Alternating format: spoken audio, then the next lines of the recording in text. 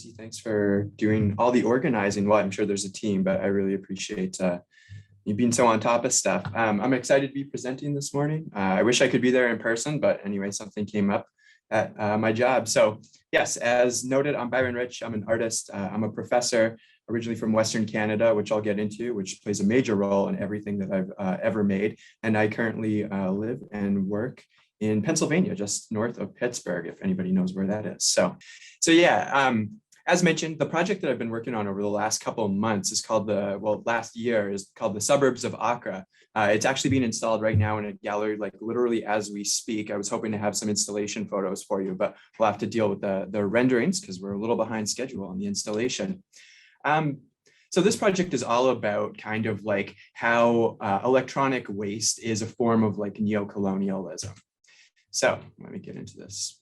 This is where I'm from. I was born just a few minutes away from these mountains, in Rocky Mountains in southern Alberta. And this is generally kind of the impression that people have of what Alberta looks like when they think about it.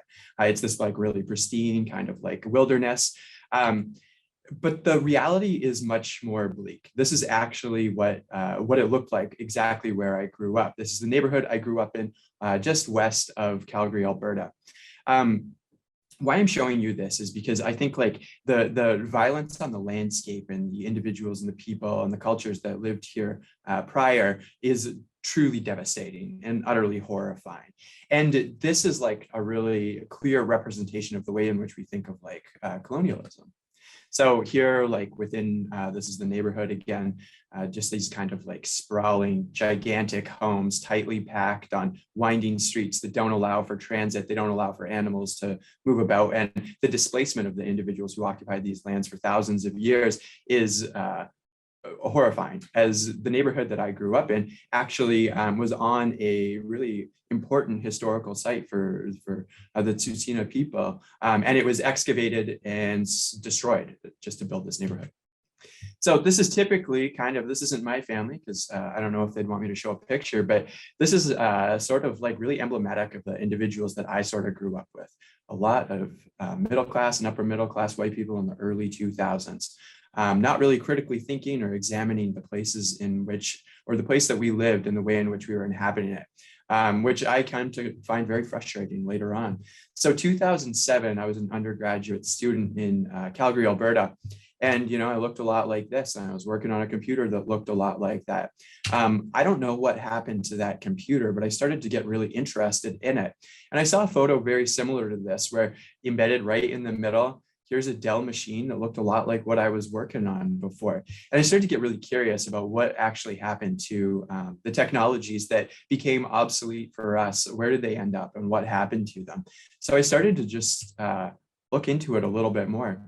These are images of a place that became very important in my way of thinking over the last decade. This is called the Agbogbloshie Market in Accra in Ghana. This is a gigantic e-waste site.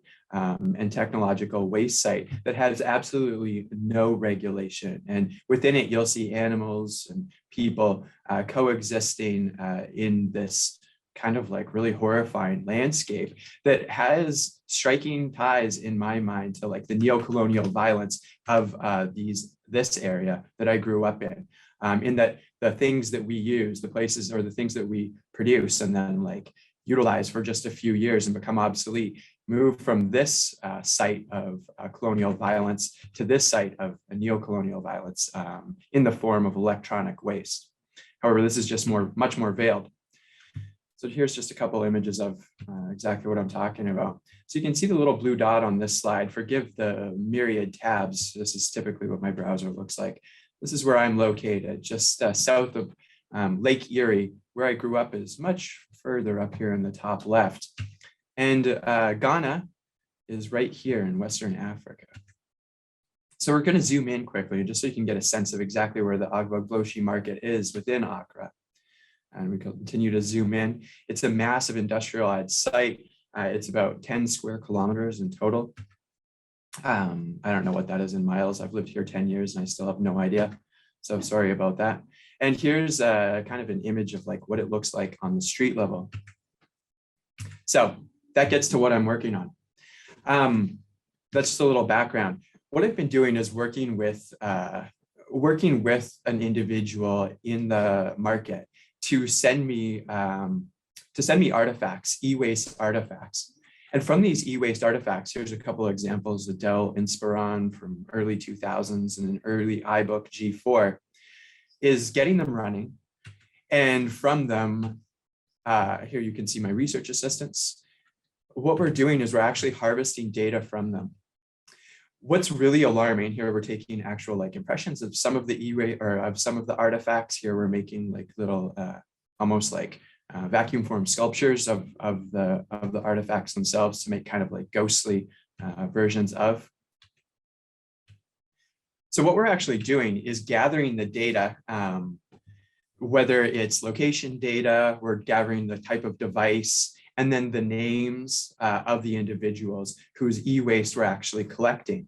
And we're creating these digital artifacts that are augmented, I'm sorry if you heard that, augmented reality artifacts. You can actually go to the e-waste site in Accra, hold up your phone, wave it around, and you'll actually see what will be superimposed as an image of the family or the individual with location data of where this like hard drive came from and what it actually was.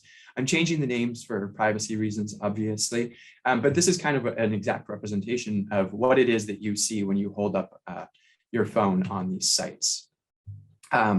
I'm far less worried about the actual like image quality as I am accurately like accurately locating the asset, the augmented reality asset, and where it corresponds into the actual site in Accra.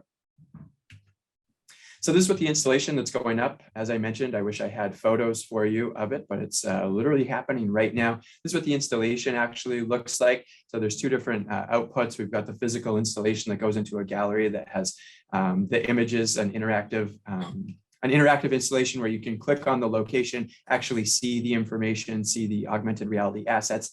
And then there's, of course, the augmented reality piece itself. So if you happen to be in Accra, you can go there and you can hold your phone up and you will actually see the perpetrators of this neocolonial violence. So I'm going to try to keep this presentation nice and tight because I know we're short on time. I hope that's a good enough overview for it. You can see this on my website. I really appreciate everybody being here today and for having the opportunity to present. It's been fun prepping for it. So thank you very much. Wow.